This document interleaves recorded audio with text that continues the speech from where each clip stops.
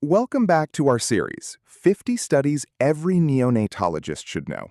Today, we're on study number 5, the SAIL trial. That stands for Sustained Aeration for Infant Lungs. This is a trial that asked a deceptively simple question about how we give those very first breaths to the smallest babies we ever resuscitate. And as we'll see, the answer turned out to challenge a practice that was already standard in parts of the world. Let's get into it. Here's the line that frames the whole study. The authors concluded that their findings did not support using sustained inflations in extremely preterm babies. But notice the second half of that sentence. They're careful to say the early termination of the trial limits how definitive we can be. Hold on to that tension, because it runs through everything we're about to discuss. This was a trial that gave a clear signal, but one we have to interpret with some humility. Let's start with the question it set out to answer. Let's frame this as a clean, clinical question. The population, extremely preterm infants, 23 to 26 weeks gestation, who need help breathing right at birth. The intervention, a resuscitation strategy that includes sustained inflations, that is, holding a single long breath into the lungs to help them open up. The comparison, our standard approach, intermittent positive pressure ventilation, the usual rhythmic breaths. And the outcome they cared about? Death, or bronchopulmonary dysplasia, BPD, chronic lung disease, measured at 36 weeks, and crucially, without causing harm. So the real question is whether that long, sustained breath buys us anything. Let's look at why anyone thought it might. So why do this trial at all? The idea came largely from the lab. Animal models, preterm rabbits, preterm lambs, pretty consistently showed that one sustained inflation at birth helped the lungs aerate and establish what we call functional residual capacity, the air that stays in the lungs between breaths. The thinking was that a cleaner start might translate into less lung injury down the line. But here's the gap. That evidence was almost all from animals. There was very little human trial data. And yet sustained inflation had already become standard practice in parts of Europe. So you had a situation where a technique was spreading into real neonatal units ahead of solid human evidence. That's exactly the kind of gap a good trial exists to close. Let's see how they designed it. Here's the shape of the trial. It ran from 2014, with results published in 2019. It was genuinely international. 18 neonatal intensive care units across 9 countries, spanning the US, Australia, the Netherlands, Canada, Germany, Italy, Austria, South Korea, and Singapore. They planned to enroll 600 infants, but ended up with 460, and we'll come back to why that number matters a lot.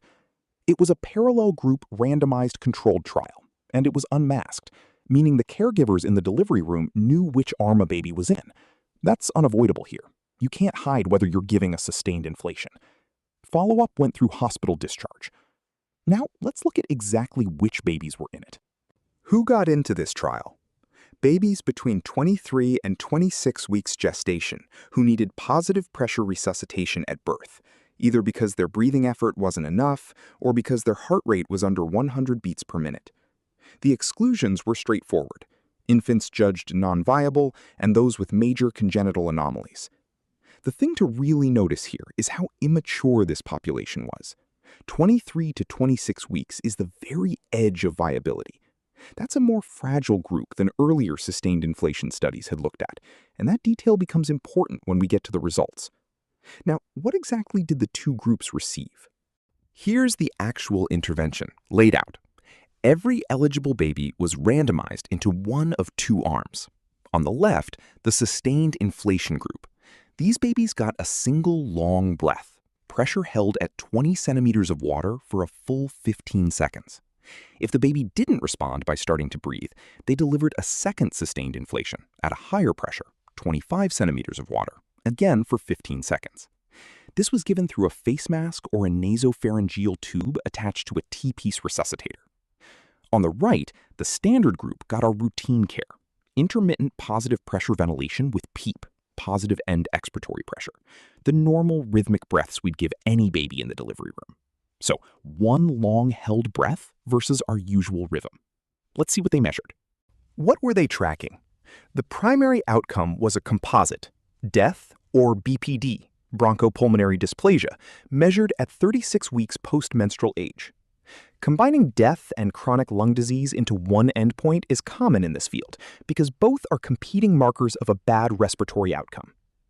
On the secondary side, they looked at death within the first 48 hours, pneumothorax, air leaking into the chest, pulmonary interstitial emphysema, another form of air leak in the lung tissue, and a range of respiratory outcomes after delivery. Keep an eye on that 48-hour mortality outcome because it's the one that ended up steering the whole trial. Let's look at the results. This is the heart of it. First, the trial was stopped early, at 460 babies instead of the planned 600. A pre-planned safety analysis picked up excess early deaths, and those deaths clustered in the smallest, most vulnerable infants.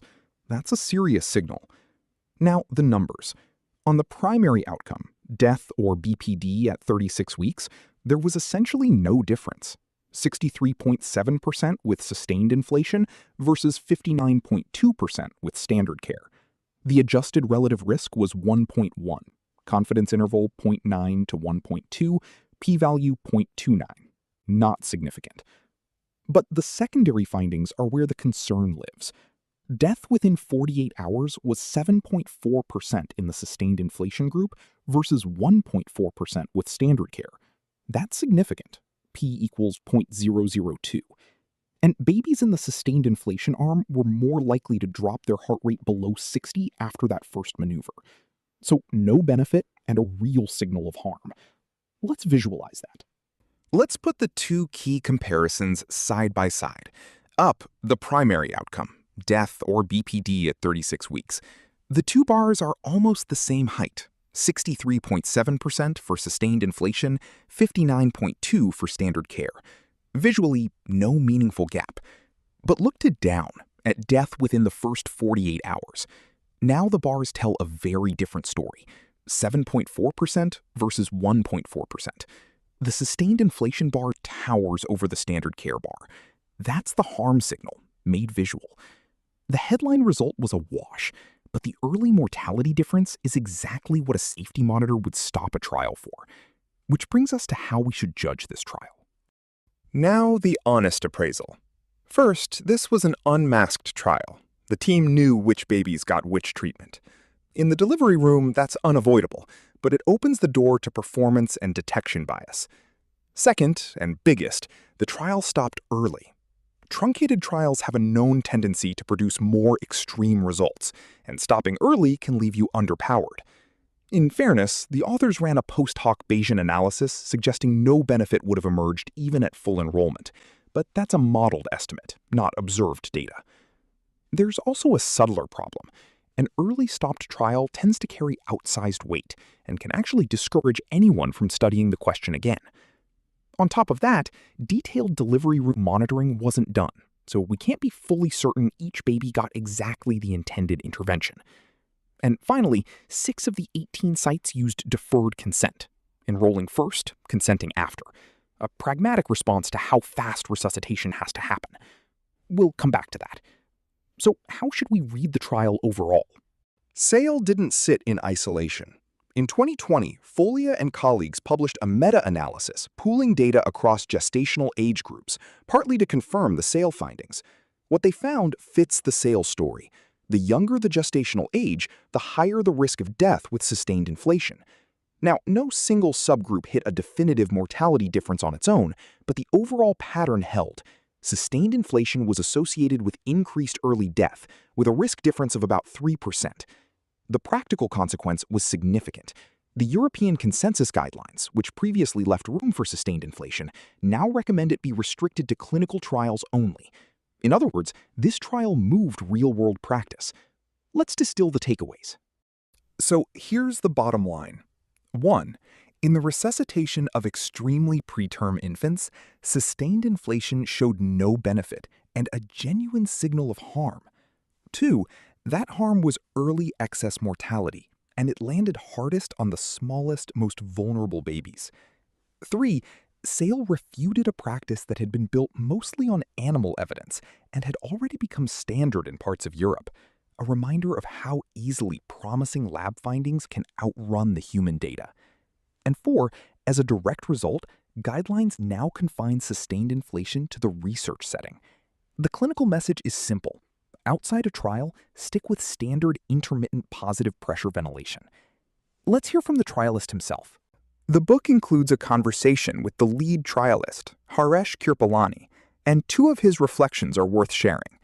First, on how much we can trust the result, given that the trial stopped early. His view is that the later Foglia meta-analysis seems to confirm the overall finding. Sustained inflation linked to a higher risk of death in the first 2 days after birth. But he's candid that the mechanism, why exactly it causes harm, is still unclear. Second, on deferred consent, that practice of enrolling a baby first and seeking consent afterward. He actually argues for using it more broadly, with careful governance, precisely because resuscitation happens too fast for traditional consent, and because it helps trials reach the most vulnerable populations. His framing is a trade-off the community should weigh together, a brief limit on individual consent in exchange for more meaningful answers. Let's close with the references. And here are the key references behind this study, anchored by the original Sale publication in JAMA from 2019, the supporting animal work, the Guyette paper on the problems of stopping trials early, the Foglia meta-analysis, and the updated European guidelines. That's the Sale trial. Thanks for watching, and we'll see you in the next study.